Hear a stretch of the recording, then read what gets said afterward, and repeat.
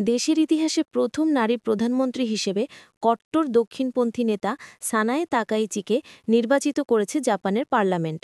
তাকাইচির নেতৃত্বে গঠিত নতুন সরকারকে বিশ্লেষকরা বলছেন ডানপন্থী জোট সরকারের সূচনা। জুলাইয়ের নির্বাচনে লিবারেল ডেমোক্রেটিক পার্টির এলডিপির বিপর্যয়কর পরাজয়ের পর পদত্যাগ করা শিগেরু ইশিবার স্থলাভিষিক্ত হলেন তাকাইচি। নতুন প্রধানমন্ত্রী সংসদের নিম্নকক্ষে ২৩৭ ভোট পেয়ে বিজয়ী হয়েছেন। তার প্রধান প্রতিদ্বন্দ্বী ইয়োশিকোকো নোদা পান ১৪৯ ভোট।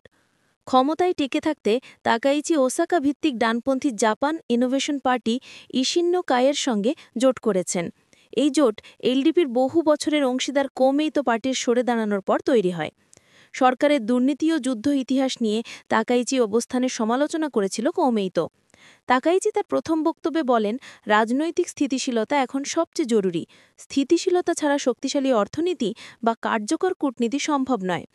বিশ্লেষকরা বলছেন, এই জোট সরকার দীর্ঘস্থায়ী হবে কিনা তা নিয়ে সন্দেহ রয়ে গেছে, কারণ সংসদের দুই কক্ষেই সংখ্যাগরিষ্ঠতা নিশ্চিত নয়।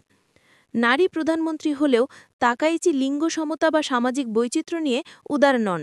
তিনি সমলিঙ্গ বিবাহ, আলাদা পদবীর ব্যবহারের অধিকার ও নারী সম অধিকার সংক্রান্ত প্রস্তাবগুলোর বিরোধিতা করেন।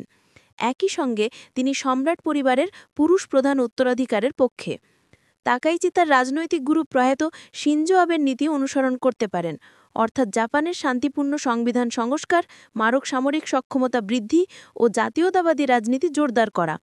তাকাইচি দ্রুতই তার নীতি নিয়ে বড় একটি ভাষণ দেবেন বলে ধারণা করা হচ্ছে। সে সঙ্গে মার্কিন প্রেসিডেন্ট ডোনাল্ড ট্রাম্পের সঙ্গে বৈঠক করবেন এবং আঞ্চলিক শীর্ষ সম্মেলনগুলোতে অংশ নেবেন। তাকে দ্রুত মূল্যবৃদ্ধি মোকাবেলা করা এবং ডিসেম্বরের মধ্যে অর্থনীতি চাঙ্গা করার ব্যবস্থা নিতে হবে।